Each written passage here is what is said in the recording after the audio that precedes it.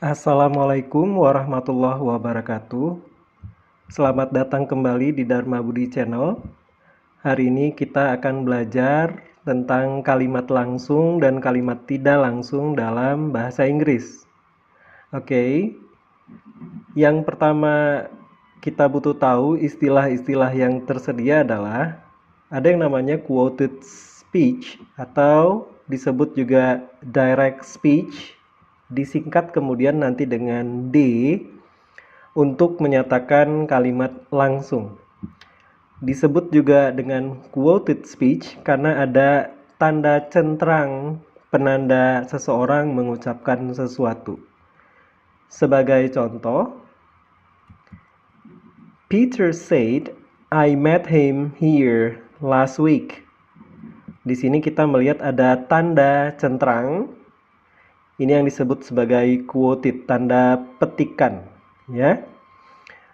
Jadi apa yang disebutkan dalam kalimat ini adalah langsung ucapan dari si Peter. Kemudian kita juga butuh tahu satu istilah lagi namanya reported speech. Reported speech disebut juga sebagai indirect speech yang kemudian nanti kita singkat menjadi ID atau ID, yaitu kalimat yang mengungkapkan kembali perkataan pembicaraan sebelumnya. Makanya disebut sebagai kalimat tidak langsung. Contohnya adalah Peter said that he had met him there a week ago. Nah, di sini kita bisa lihat bahwa saat mengucapkan kembali, kita tidak langsung mengucapkan kalimat seperti di atas, melainkan dengan ucapan yang berbeda di mana Peter berkata bahwa dia yang mengacu kepada si Peter telah ketemu dengan orang tersebut, him, di sana seminggu yang lalu. Kalau kita perhatikan, terjadi beberapa perbedaan antara kalimat langsung dan kalimat tidak langsung.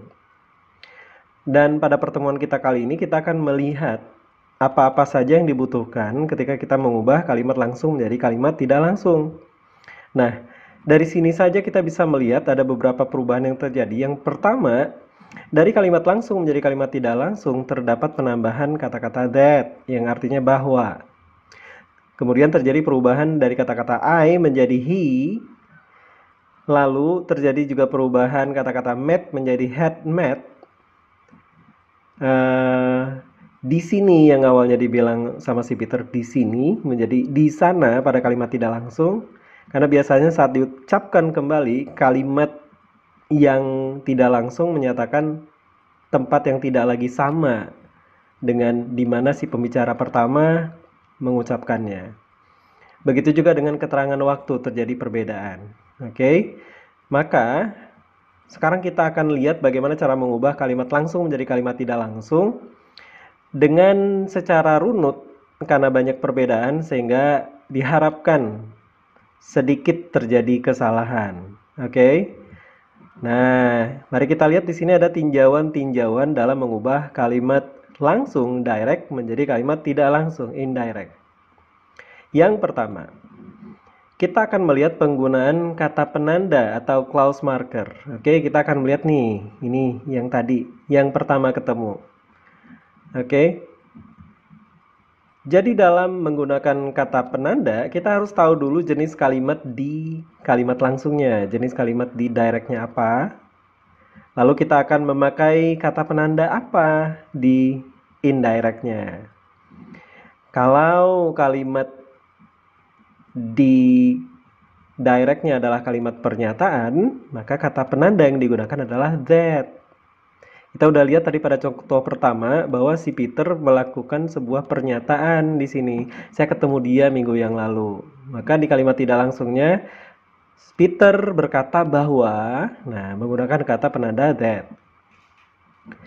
Kalau jenis kalimat langsungnya menggunakan bentuk yes atau no question, biasanya diawali oleh auxiliary. Ini kan kalimat yang dijawab dengan yes atau no ya. Maka kata penandanya akan menggunakan if atau whether. Kalau di bahasa Indonesia kan itu nanti artinya adalah apakah.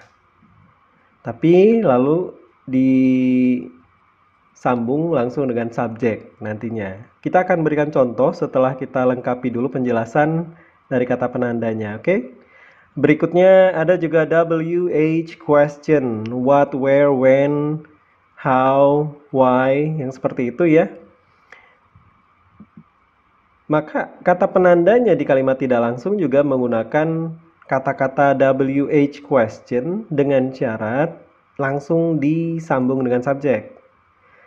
Karena kalau WH question disambung dengan auxiliary, contohnya what is your name, what can I do for you, where will you put that, itu akan mengakibatkan kalimat tanya. Tapi kalau WH questionnya disambung dengan subjek, dia tidak lagi berfungsi sebagai kalimat tanya, lebih kepada noun clause. Nanti kita akan lihat contohnya. Lalu berikutnya adalah jenis kalimat di directnya berupa kalimat perintah, maka kata penanda di indirectnya adalah to infinitive atau not to infinitive. Mari sekarang kita lihat contohnya. Yang pertama, ini adalah kalimat pernyataan. Dennis has said, I will go to Jambi. Dia menyatakan akan pergi ke Jambi. Maka kalimat indirectnya menggunakan kata penanda that. Dennis said that. Denny berkata bahwa he would go to Jambi. Oke, kita lanjutkan contoh kedua. Steve said, can I go with you? Ini kan adalah kalimat pertanyaan yang kalau dijawab menggunakan yes, you can atau no, you cannot. Itu disebut yes, no question. Jadi kalimat tidak langsungnya, Steve bertanya kepada saya, ini cuman modifikasi supaya mempercantik kalimat aja ya. Steve asked me whether, kata penandanya adalah whether atau if, yang artinya sama saja. Steve bertanya kepada saya apakah dia bisa ikutan bareng saya. Steve asked me whether he could go with me. Saya ulangi, kalau kalimatnya kalimat yes no question, kata penandanya menggunakan if atau whether. Berikutnya, Tom said, where can I buy this? Si Tom berkata, di mana bisa saya beli ini, mungkin buku gitu ya. Nah, ini kan kalimat yang dijawab langsung ya, tanpa yes no ya kan. Di mana bisa saya beli buku ini ya? Kamu bisa membelinya di mana gitu kan? Ini WH ketemu sama auxiliary. Where can I buy this? Maka kalimat tidak langsungnya, si Tom bertanya kepada saya di mana, tetap menggunakan WH question yang sama, where, tapi langsung dilanjut dengan subjek, di mana dia bisa membelinya. Oke, hati-hati ya. Kalau kalimat langsungnya WH ketemu auxiliary, kalimat tidak langsungnya WH ketemu dengan subjek. Selanjutnya, Mike said, pay the bill please. Nah, ini kan kalimat perintah ya. Lebih sopan karena pakai please. Kalimat perintah biasanya didahului langsung oleh kata kerja. Jadi, kalimat tidak langsungnya, Mike told me, Mike memberitahu saya atau meminta saya to pay the bill. Karena kalimat langsungnya adalah kalimat perintah, maka kalimat tidak langsungnya pakai to infinitive jika positif dan not to infinitive jika kalimatnya negatif. Nah, semoga dengan kalimat ini kalian bisa tahu jenis kalimat tidak langsungnya apa dan kata penanda yang digunakannya yang mana. Selanjutnya, kita akan melihat ada perubahan verb atau kata kerja yang terjadi ketika kita mengubah dari direct ke indirect. Nah, semuanya berubah kecuali pada kalimat perintah nantinya. Oke, kita lihat ya. Nah, kalau kalimat langsungnya dalam bentuk present, kalimat tidak langsungnya akan turun satu tingkat ke dalam bentuk past. Alasannya adalah seseorang yang berkata di suatu waktu lalu kemudian diceritakan kembali, pasti waktunya beda, akan nurun satu tingkat, ya kan, lebih jadul satu tingkat. Jadi kalau bentuk kalimat directnya menggunakan present, bentuk kalimat indirectnya menggunakan bentuk past. Ini udah ada contohnya. Can I go with you? Kalimat indirectnya could. Nah ya, kalau kalimat directnya will, satu tingkat menjadi turun would. Begitu juga jika kalimat langsungnya menggunakan kalimat past, penandanya kan pakai verb 2, maka turun satu tingkat kalimat tidak langsungnya menjadi past perfect. Ini dalam tingkatan tenses kan, yang lebih lalu daripada masa lalu adalah past perfect. Nah, kalian bisa ngelihat penjelasan yang lumayan lengkap tentang tensesnya pada postingan sebelumnya ya. Kalian bisa lihat juga di channel ini.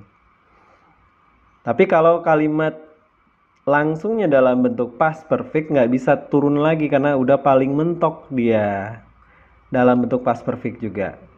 Kita cuma perlu ingat 3 ini, karena yang lain tinggal disesuaikan saja. Misalnya kalimat directnya dalam bentuk present continuous, maka kalimat indirectnya dalam bentuk past continuous. Kalau dalam past continuous dalam bentuk past perfect continuous kalimat indirectnya. Cuma demikian saja. Oke, kita lanjut lagi. Tinjauan berikutnya adalah meninjau perubahan adverb of place. Nah ya, kalau kalimat langsungnya menggunakan here, kan saat dibicarakan kembali biasanya si pembicara berikutnya kan tidak berada di tempat yang sama, maka kalimat tidak langsungnya menggunakan kata there di sana. Yang awalnya di sini menjadi there di sana. Yang awalnya this ini menjadi that itu. Dan this ini untuk yang benda lebih dari satu menjadi those. Kalau yang ini lumayan sederhana. Berikutnya juga kita akan melihat perubahan adverb of time. Adverb of time ini ada lumayan banyak ya, karena penanda waktu itu kan lumayan banyak ya. Jadi kita bisa lihat di sini direct ke indirectnya bagaimana. Kalau kalimat langsungnya now menjadi then, biasanya digunakan then atau at that time. Today menjadi that day, on Sunday yesterday. Tonight menjadi that night, last night, on Sunday night. Tomorrow, the next day, the following day, on Sunday, today, dan selanjutnya. Bisa dilihat di sini nih apa saja perubahannya ya. Lalu berikutnya tinjau perubahan pronoun, kata ganti orang atau benda. Kita ambil contoh dulu bahwa Pete said, "Can I go with you?" Si Pete berkata, "Bisakah aku pergi denganmu?" Ini di kalimat langsungnya. Kalimat tidak langsungnya, Pete bertanya kepada saya apakah dia yang awalnya I menjadi he, karena kita menyatakan he mengacu kepada si Pete. Kalau yang I adalah apa yang langsung diucapkan oleh si Pete. Dan ini tidak bisa dijelaskan secara kaku karena dia harus disesuaikan dengan konteks kalimatnya. Oke, dengan latihan kita bakal tahu siapa yang ngobrol dan kepada siapa sesuatu itu ditujukan. Oke, kayaknya itu aja pertemuan kita kali ini. Semoga menjadi masukan yang berharga buat kalian yang belajar bahasa Inggris. Dan ini juga salah satu bentuk latihan penggunaan perubahan tenses pada kalimat-kalimat yang menggunakan tenses. Oke, jangan lupa like dan subscribe.